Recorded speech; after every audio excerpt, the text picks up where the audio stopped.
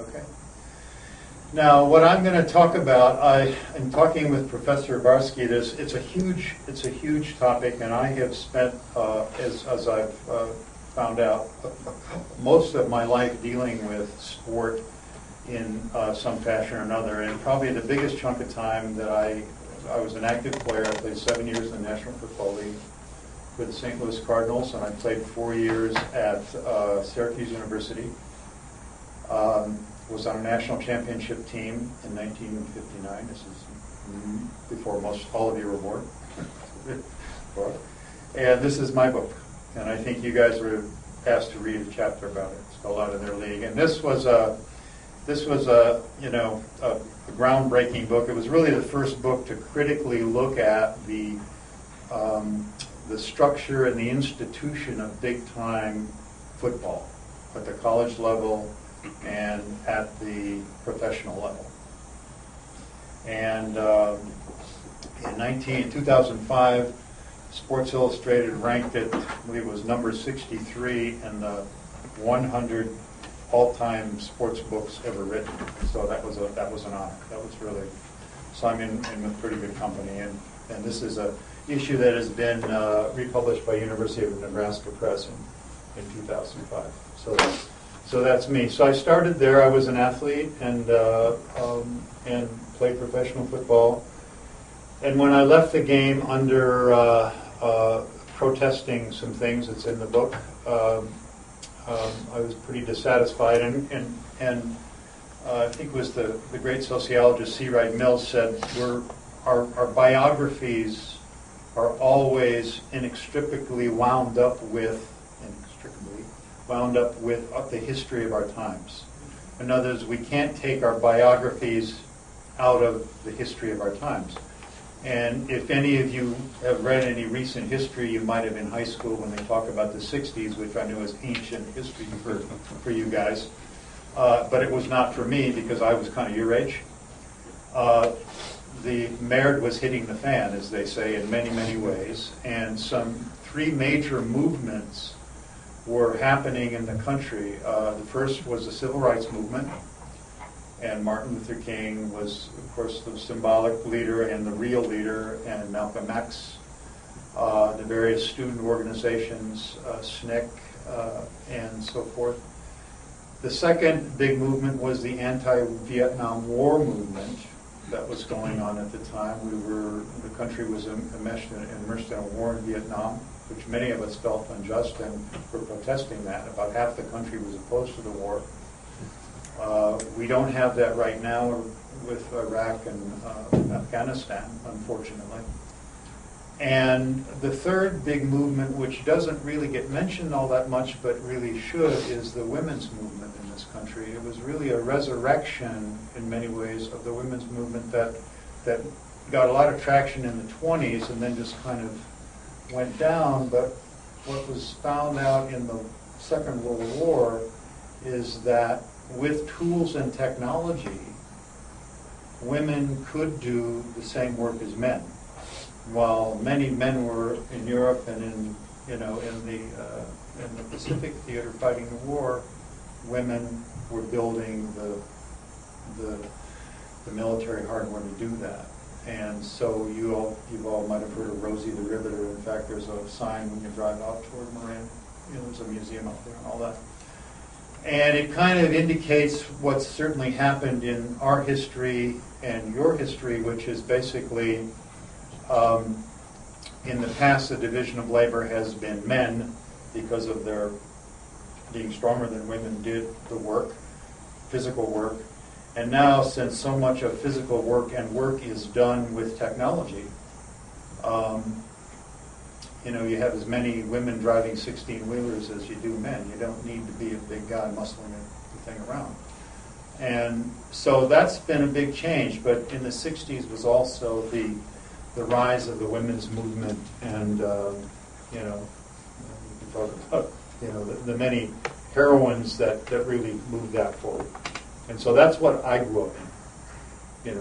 And I had a family, I had kids and wife and all the rest of it. But when I got out of the game, or I was going to graduate school at Washington University in St. Louis and began to really look at football from a sociological perspective. It's a wonderful book written by C. Wright Mills called The Sociological Imagination, and it's a way of looking at reality in a more comprehensive social way. You know, anthropology, I would say, would be an aspect of that, although it's a separate discipline. And it really is to look at, you know, how social institutions are organized, how people are organized, what the values are, what the processes are in the institutions and organizations that we belong to. You know, everything from the family to corporations to government to you name it. This is in the purview of sociology. So I started looking at football from a view of, with what I think you could say, a sociological imagination. You know, what is this game? What is it? What's the history of it? What's the culture? What is it? What is it? You know, it's something I was involved with. I was very good at it. Made a living at it while I played. 7 years in the pros. Not nearly the money that was involved that's involved today, of course. And there's a reason for that, and I could go through that structure of how the league was organized so the players didn't get paid.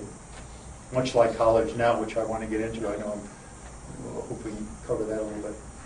About how the college players are not being paid, yet they're producing millions and millions of dollars for the various universities throughout the country. So we can talk about that. So what I started looking, when I started backing up at, is looking at sport, maybe from a, if you will, an anthropological view, which is the fact that sport is part of the human reality. It's part of the human reality. All cultures in the world play sport. We're not the only ones, right? Every culture plays sport, and various cultures have different kind of sport. If you were a Mongolian guy, you'd be have a sheep's head, and you'd be riding a horse, and you'd be whacking the sheep's head with a mallet to be like polo. That's kind of their version of polo, called sheep's head. And what we have evolved in the West are, and in this country, are various sport forms. So I want to get that across, that what I call the athletic experience is ubiquitous throughout the world. Okay, and it's interesting from my perspective to start looking at what has evolved in our country, in our culture, what kind of sport forms have emerged, and why have they emerged, and what is their history. And to me, it's pretty fascinating. And if anybody wants to get into it, there's all, literature about it and the rest of it, of how football and baseball and basketball and hockey, those are our four big major sports. And then I think now, which is interesting in you guys' generation, is the whole MMA, the martial arts, the ultimate fighting stuff, which is getting to be huge. It's getting to be huge. And by the way, these guys are paid almost zero for the money they produce. They have no union, they have no representation, they train like crazy. And it's a pretty amazing sport. I'm not into it particularly, but my oldest son is into it, and he kind of briefs me on it. But it's kind of one of those emerging sports. So not only has the cultures emerge, or produce forms of sport in our culture, it's estimated that about 65 million people daily are involved with some kind of sport. That's a lot of people. In the United States? In the United States. And as you guys know, in high school, there's always a big push to be an athlete, and there's pressure on that, and then there's the whole status thing of where the athletes are in relation to other people, and recreational sport. And there's huge millions of people involved on a daily basis with recreational sport. And I think you could almost lump yoga in with that, that idea. It's doing something physical. And of course, it's, as everybody says, it's wonderful to be healthy because most of the time we're sitting on our ass all day doing our work. So moving our bodies as beings that we are, that's a positive thing. But the point I want to emphasize again is that sport is ubiquitous, and it is really pretty important in a lot of levels to the various cultures, from the personal level of involvement to what it represents symbolically. And of course, in the Olympics, when the Soviet Union was running full tilt, and now China, the Olympics became an arena in which to demonstrate which political economy and organization was better, right? So it was always this U.S.-Soviet contest in the Olympics. You know, were the commies better, or were the market economies better? You know, I mean, that was all that kind of undertow of who had the better system. So, what I want to talk a little bit about is football and the nature of the game, and then we can talk about the college stuff and I think some questions that you had. I'm racing through this a little bit, but let's talk about our major spectator sport forms are football now, NFL and college, baseball, Major League Baseball, NBA basketball, right? Both NCAA, the college, and the pros, and hockey, and I think you have to throw NASCAR in there, right?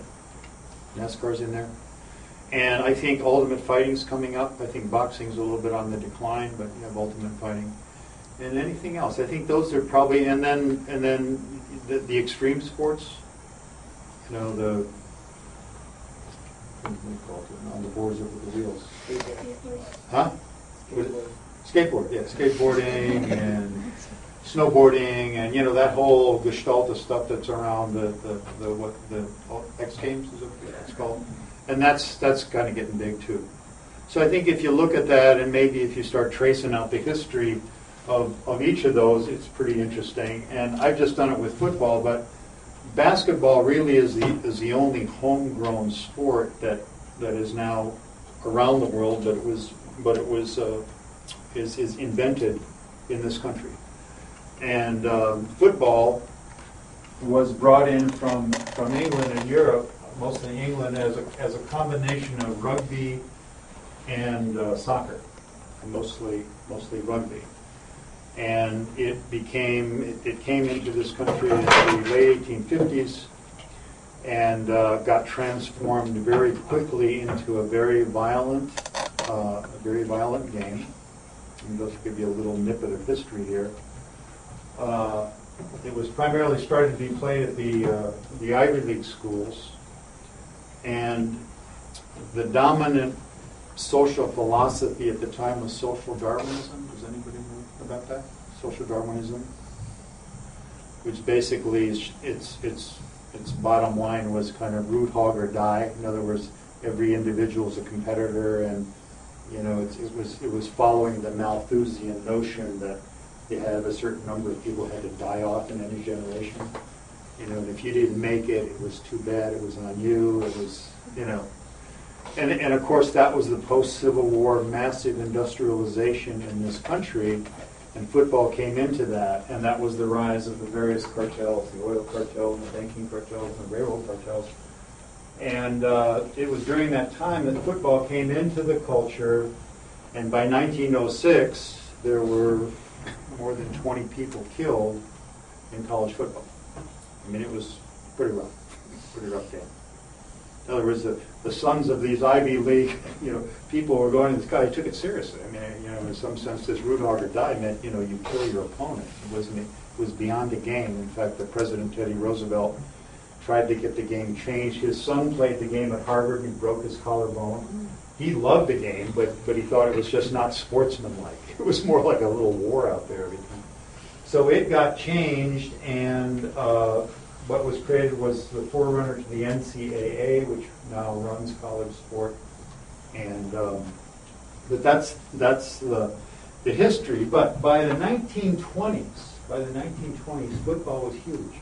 I think this stadium was probably built around that. 1920s. 1920s. Oh, was it? I thought it was 22 or something. When was it? It was right after the First World War, or related to the First World War, as I There were- understand it. We're going to learn about that. Yeah, there we was have a historian huge come and talk stadium, about like a lot of the big stadiums, like Ohio State. I mean, I don't know where you guys are from, but you know, the big state schools were building these stadiums. Football was huge. Football was as big as it is now, and you know, the same issues in college. But I want to get back to what the game is. And one lens of looking at this game is that it is what I call, it's our American war game. It's our American war game. And when you look at how the game is organized, this is the football field. It's organized, you know, in two halves. And what happens is you have 11 people against 11 people, and the object is to move this thing called a football, a marker. You get 4 tries to move it 10 yards, right? Pretty simple, right? But you have to do that by hitting people. Right? Okay, I mean, you can't play tag, you know. And if you compare it, so it's a game of the conquest and defense of territory. Each team starts off with an equal chunk of ground, and then a team, say this team, you know, goes to this team, and they try to take the territory, and then they push the object here into the end zone, and you get 6 points for that. And then there's a little ceremony, I call it the rubbing it in ceremony, where you take that extra point. It's pretty automatic, right? And that's what happens. So you can take the ball, carry it, you can throw it. And of course, throwing the bomb, that's kind of a ubiquitous term in football. But that's basically what has emerged as a major sport form in this country, which I call it's a war game. It's a game of conquest and defense of territory based on violence. In other words, you have to hit somebody to play this game. If you compare, for example, hockey in high school and the NHL, you can measure it's like a gradient of violence.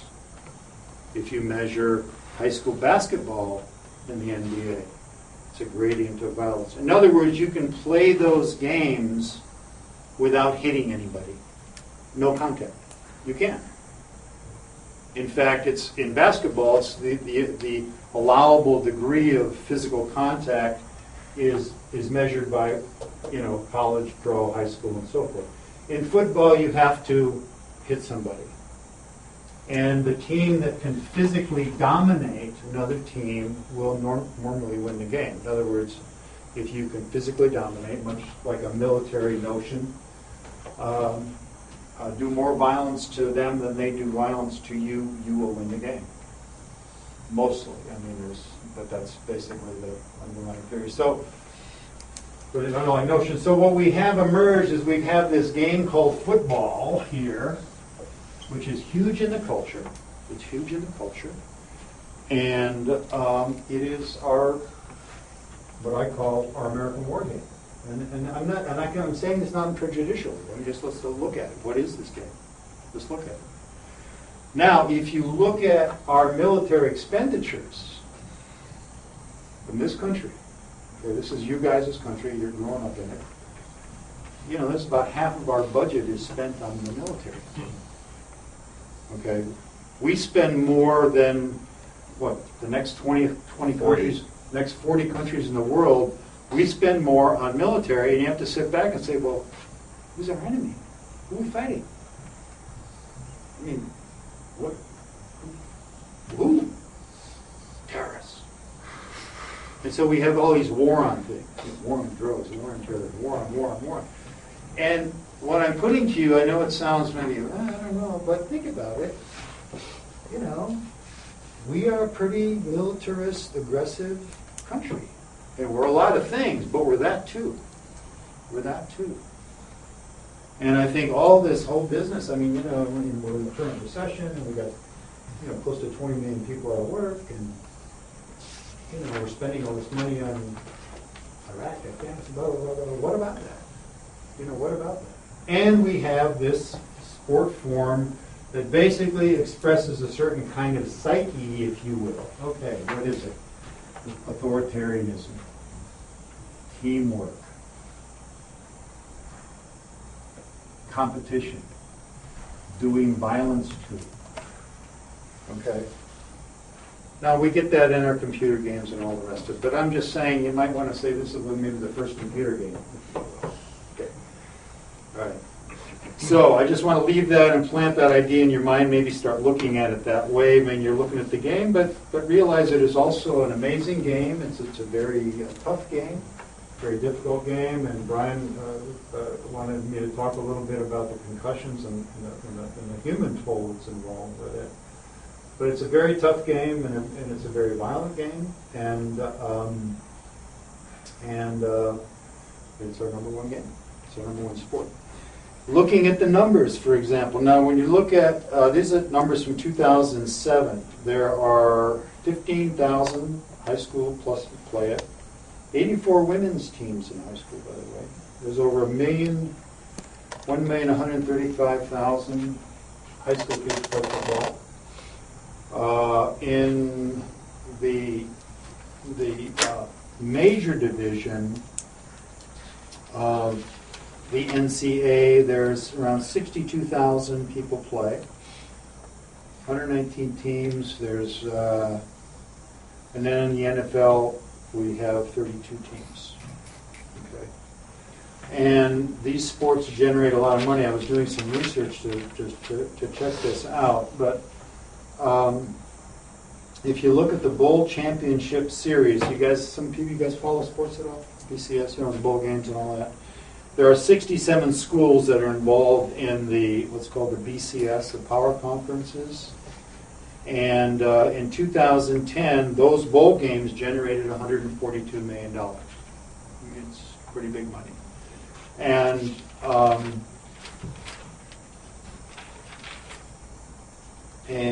the SEC, for example, when you start looking at teams, Southeast Conference, they generated in 2010 $1 billion. This is 12 schools. $1 billion, yes. When you say generated, is that the raw income from it? Or income, yeah, revenues. Yeah, revenues. This is not subtracting expenditures. This is just revenue. So it's $1 billion. It's a pretty big deal. And the Big Ten is 905. I don't have for the Pac-12, but these are some fairly large numbers. It's very popular. It's a big game. The top division, there's about 119 schools, 85 scholarships for football players. I mean, so we can talk about that whole kind of exploitation thing, which I want to talk about sometime. But it's real big in the schools and the colleges, and real big in the pros. Now, you have to ask yourself the question as college students, what's going on here? Because what you basically have is the university here, okay, doing the classes in the schools, and then attached to it is the athletic department. Can I say just really quickly, of the 119 that you just mentioned, because it sort of relates to Professor Scan's question, about a half a dozen generate more money than their expenses as far as the overall athletic program at the university. The reason for that is that what I digress, but just to get a little. And I separate out what I call the revenue athletes versus the non-revenue athletes. The revenue athletes pretty much are your football players and your basketball players, and now women's basketball is starting to come up a bit. I think you got a real good volleyball team here, so maybe they're going to make a little money. But what it is the revenue athletes basically subsidize the money. In other words, their performance on the field generates the money to support the other sports. Probably we emailed a little bit about this. I actually disagree with that. That is what they say, but if you look closely at the numbers, it's because they're doing Enron accounting and putting expenditures over in other places. So this is a larger discussion that we should save for another spot. But what you're saying is exactly what everybody says. Well, let me give you some, in terms of the amount per school. But the overall athletics program in general. I just looked this up. Like Texas generates revenues $120 million a year from their athletic programs. Cal generates 59 million. 63 million. Depends on which year. About $60 million a year. $60 million a year. And spend 73. Louisiana Monroe, they're the bottom of the 118th. They generate $7 million. The total for these top schools, the top 119 schools, is $4,400,000,000. So it's a lot of money, but, and I'll answer one question, but not even compared to the NFL, which is more than double that. The NFL is huge. Probably about 10 billion last year. So it's our huge sports entertainment spectacle. I call it our national theater. You know, it's huge. It's big. And so anyhow, you have a question? So you're kind of saying that the sports express the culture's values. Exactly, in part, yeah. I'm expressing that. But in other words, in terms of, and you get it. I've never seen a study done, but it would be interesting to say, well, how, if you could identify some core values of a culture and you can see what sports they play, and you can see how it reflects. And I've kind of done that in this regard. This is basically my point is, and there's actually been a couple of books written about this. People a lot smarter than me and academics and all that, who've kind of really talked about how we really started using sport beginning in the 20th century to educate to values, primarily male values. In other words, we want to create a certain kind of man, and we want that man to have certain kinds of values that drive. And so, when you say Douglas MacArthur in the Second World War, we won the war because of football and West Point. Earlier in the English Empire, the English Empire was made on the backs of the athletes playing at Eton, one of the big schools. So there was always kind of this fit in the West. Oh, wait a minute, this is a way to teach values, male values primarily, masculine values, aggressive values, competitive values. If you aren't willing to do that, then the extreme, of course. What I was saying in social Darwinism was the extreme, of course, and if you're not willing to do that, you deserve to die. In other words, the state doesn't owe you any obligation. Nobody owes you any obligation. If you're not willing to get in there and root hog and die like everybody else, tough shit. You're off the bus. Die. I'm serious. Okay? So that's pretty extreme. In terms of a social, philosophical view of the relationship between society and the institutions and the individual. Yeah. So do you think that the money aspect is more so that they try to profit off of these cultural values, or is it more that it's just a consequence of the sport? Well, I think it goes hand in glove. It's like a chicken-egg problem, I think. I think that the game definitely resonates with a lot of people, but it also, maybe, if you will, teaches people a lot, too. What's the current, he's a little warrior guy. He's a blue-collar guy, like Jim Harbaugh now with the 49ers. He got them all like shirts that guys wear when they're pumping gas. We're a working-class team. That whole ethic, the workers, we're hard workers, right? Okay, what's going on here? And what does that have to do with work? But that's a value here. It's a huge value in the culture, right? How many, as your parents told you, you got to work hard. You got to work hard. You got to work hard. Well, damn, what if I don't work hard? Is it? Loser. Got to work hard. So these kinds of things, we all get it. This part of the cultural matrix we live in. And yeah, there are different expressions of those values that we kind of internalize or we've been taught through our parents, through school. I used to say, grading people on the curve in a class. You guys ever have a class where you grade on the curves? You do that? Oh yeah. Well, what does that do? Is that Malthusian philosophy in the classroom? Absolutely. Is it or isn't it? You got the bell-shaped curve, right? And that's what Malthus said. You got a bell-shaped curve, and this chunk, they drop off. Okay, well, what's grading on a curve? So to kind of bring about positive change in the sport, do you think that it would be that the cultural values first have to change, and there's too much resistance to that because it generates too much money at the moment? I think, yeah, you're asking a lot of very good questions and a lot of complex questions, and yes to all of it. I think that one of the drivers that is going to transform this game, because it does come down to money, which is the liability questions that are cause the function of head injuries, which is huge now. Over the last 5 years, it's really gotten big. Probably it's been 10 years, but in the last 5 years. So now you have school districts saying, Jesus, what if we got a kid got hurt and we've got to buy insurance, and can we afford to do that, and can we afford to have football? Well, boxing went through the same thing. 50 years ago, high schools had boxing. But now you don't see any boxing in high school, right? Because of that question, because of this liability question, kids getting hurt. So, yeah. An interesting aspect of the educational value of this game is that we seem to have the notion that you don't actually have to play it to get the educational value. This is only a small fraction of the students that are actually out there and go through the rigorous training in order to get their manlyhood.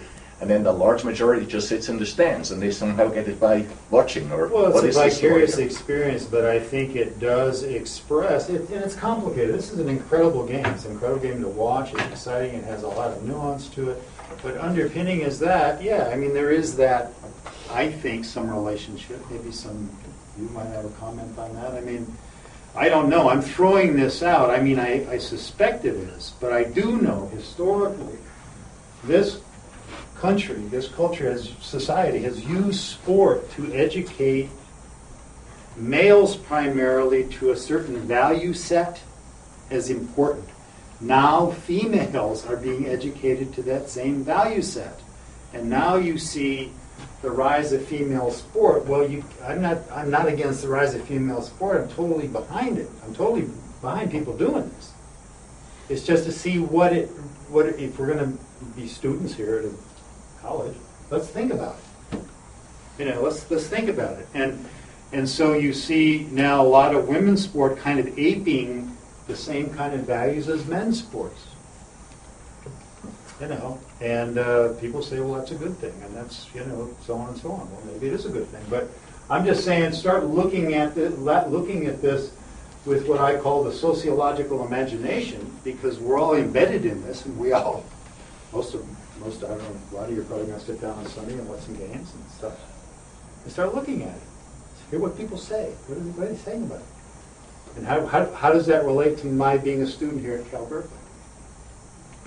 What's it about? What's the fit? So these are the kinds of questions I'm. Last question from Justine, maybe. Yeah. What's that? Justine. Justine, yeah, please. This is a little bit random, but please mistake me if I'm wrong, but I think I noticed the NFLPA logo. Is that it? That's it. Yeah. What do you think of the lockout deal, and how is the relationship between NFL players and owners different from NCAA players and the NCAA? I did not pay her to ask this question. That's a great question, and that really is another couple 3 hours, because I worked for 25 years with the NFL Players Association, and the NFL Players Association is the players' union. This is our logo. And they gave me this free shirt. So football players, they give you one, take two. Terrible. But at any rate, the biggest difference is that in the NFL, the players get paid, and in the big-time college revenue athletes, and I'm talking now, say, if you look at the Bowl Championship Series, which is, say, 70 football programs in the country, the athletes don't get paid. Or what they get paid is a fairly small amount stacked against what the money they produce, they generate. So it'd be like, if somebody a long time ago said maybe like $1 an hour or something, And it's even less than that now, because the programs have changed so much, because the competition is so intense and the money involved. Look, these coaches, I wrote this down, I wanted to share this with you also, is I think Okay, Nick Saban in Alabama makes $6 million a year as a football coach. And Mac Brown at Texas, $5.1 million. In basketball, it's a similar thing. Rick Pitino makes $7.5 million at Louisville, University of Louisville. It's not a huge school. I've been there, actually. The top 60 coaches in the BCS average $2 million a year salary, okay? And the top 25 coaches in basketball average $2.4 million. Top 25 teams in college basketball. So this is a big, lucrative, money-generating thing, and what's happened is the pay to the athletes hasn't really changed. It's called a grant in aid, a GIA, and it's room, board, and tuition and books. That's it. And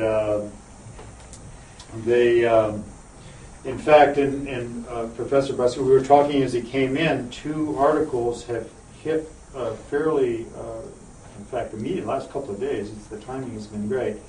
In fact, the article in the Atlantic that Professor Barsky sent all of us, I skimmed it. It's a great deal of history, which I read previously, and so I was recognizing it. But I would read that, and you really get a nice historical perspective of how the game developed and the culture and all the rest of it. It's called The Shame of College Sports, and he was a guy he's a major historian of the Civil Rights Movement, and he was a guy who was kind of embedded in, man, amateur sports, college, yeah, we can't pay these guys. I mean, this is pure stuff, you know, whatever. And so I would read that if you're interested and you want to follow up on this. That would be a very, very good thing to start with. And then there's, I'm going to give you a website. It's called ncpanow.org.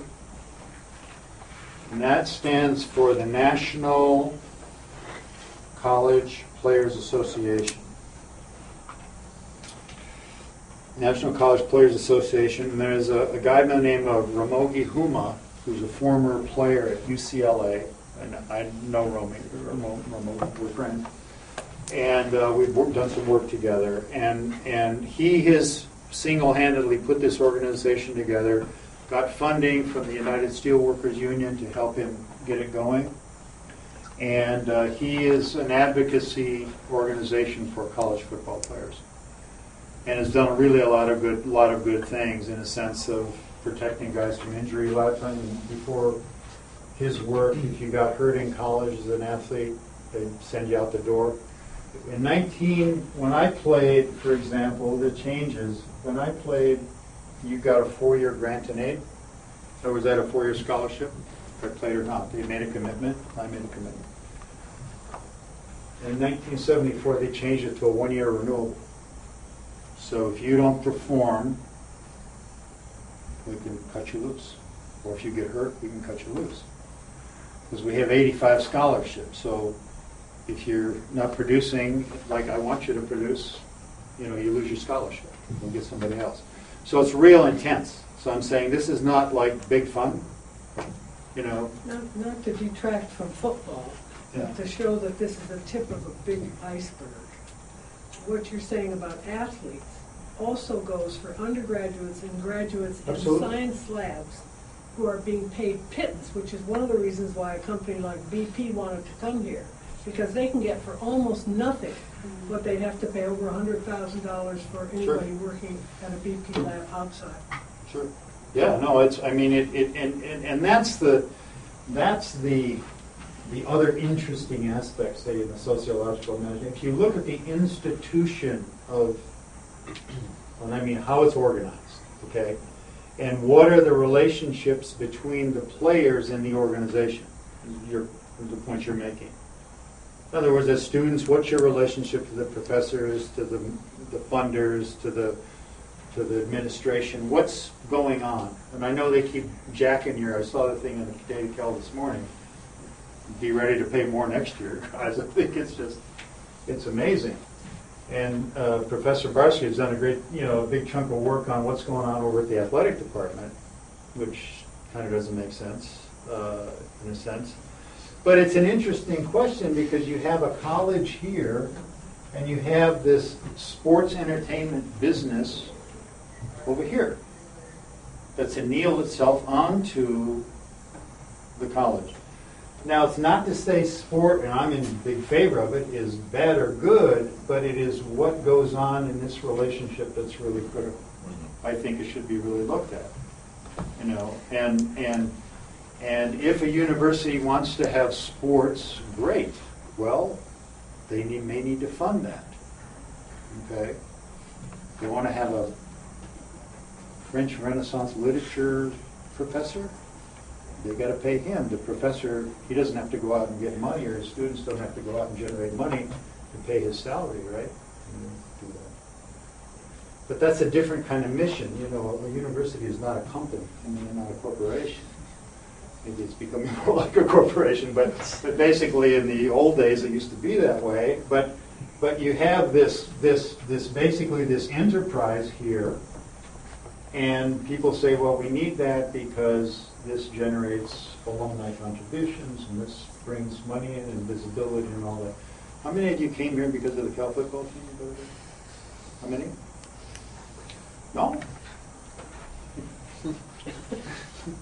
Basketball? I'm serious. I mean, you came here for an education, right? It's Cal Berkeley, for Christ's sake. You know, it's nice to have a football. It's nice, but you didn't. That wasn't the reason why you came. I don't think, right? You should cheer for the Cal Bears. On a similar vein, I did some fundraising for Soda Hall, about 15 years back, so we could build this building. Yeah. Several trips to Japan, to raise I see those names. And the like. Right. And they would always welcome me and want to be in partnership with me because of some of the programs that my colleagues had written in electrical engineering, like circuit simulation programs.